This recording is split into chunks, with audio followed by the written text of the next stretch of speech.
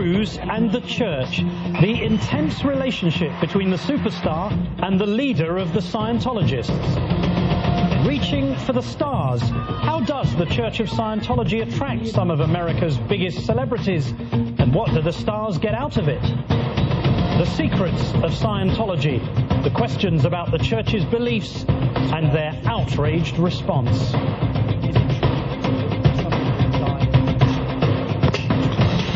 From the global resources of ABC News, with Terry Moran, Martin Bashir, and Cynthia McFadden in New York City, this is Nightline, October 23rd, 2009. Good evening. Celebrity endorsement can be a crucial part of any promotion or product.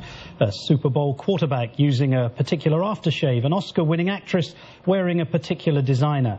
And even in the private area of personal faith, celebrity endorsement can be influential in encouraging others to follow the same path.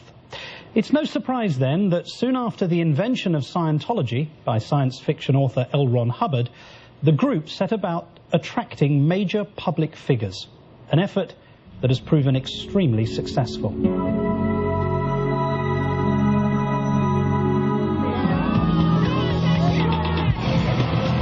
Celebrities and the Church of Scientology seem to go hand in hand.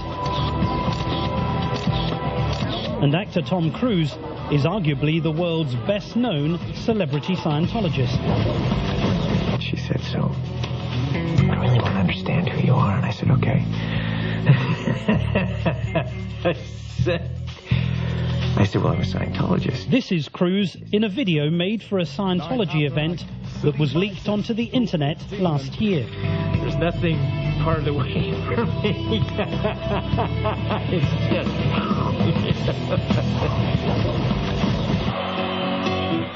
Tom Cruise first burst onto the scene in a pair of white socks and not much else, in risky business. Then he was a fighter pilot, a bartender, and by the time he uttered those now immortal words in Jerry Maguire, you complete me. He'd become the most successful movie star on the planet and deeply involved in Scientology. Amy Scobee was a member of Scientology for 27 years. She was a church executive who helped expand Scientology's outreach to celebrities. Presbyterian Church doesn't have a wing that emphasizes reaching celebrities. Why do you think there was this emphasis on celebrity? One of the purposes of Celebrity Center is to make celebrities walking success stories of Scientology. How are you? Good to meet you finally. Tommy Davis is the Director of Public Affairs for the Church of Scientology. His mother is the actress Ann Archer, who was nominated for an Academy Award for her role as a betrayed housewife in the film Fatal Attraction. Why was there this exceptional approach to celebrities? Well, what's the purpose of that? What you have in Scientology is you have a lot of artists who are Scientologists. Some of them are well known. The Celebrity Center, which is the arts and culture branch of the church, first began. It was actually founded by, and gotten going by Scientologists who are artists.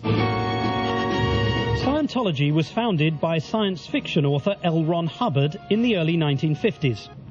One of the key practices in Scientology is auditing, which is a kind of counseling session in which a person's unconscious thoughts from painful experiences are purged, often with the help of a trained auditor and a device known as an e-meter. In this e-meter, this electrometer, which works on the same principle as a lie detector, even though they say, no, this isn't a lie detector, but it's the exact same principle. Bruce Hines left the church in 2003 after 24 years. But it indicates some kind of electrical pulse. Yeah, it sends a current through your body, and the theory is that when you have emotional charge, it changes the resistance of the body, so that changes the current, and it makes this needle move. Has the e-meter ever been subjected to randomized clinical trials to assess its efficacy? I have no idea. I don't know why it would be. It works in Scientology, and that's what people use it in. I don't know why it would be subjected to random clinical trials.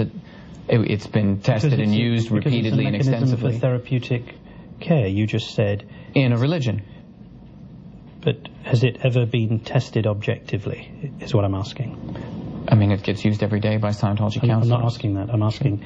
To my knowledge, no.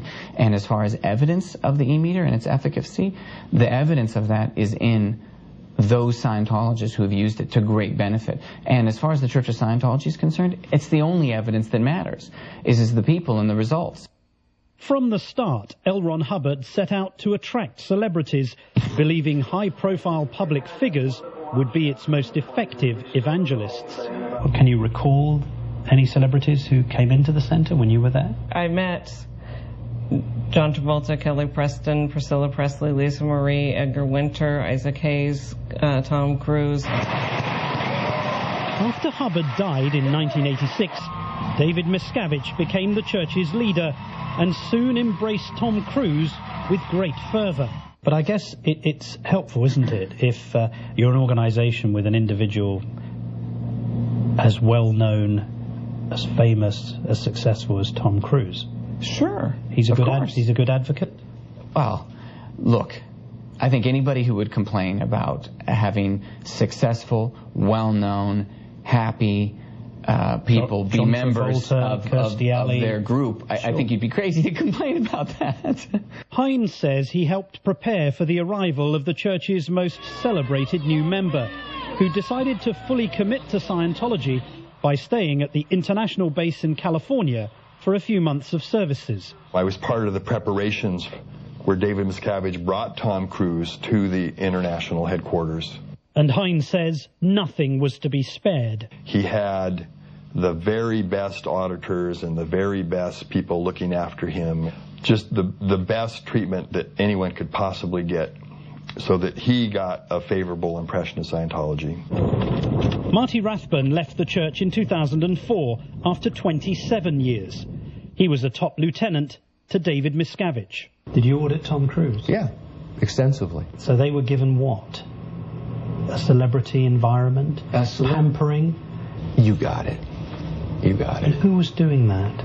Miscavige, man. I mean, that was his thing. Is all about image. He's flying across the country in Tom Cruise's jet. It's all about living the high life and being a powerful guy who is looked up to by the rich and famous.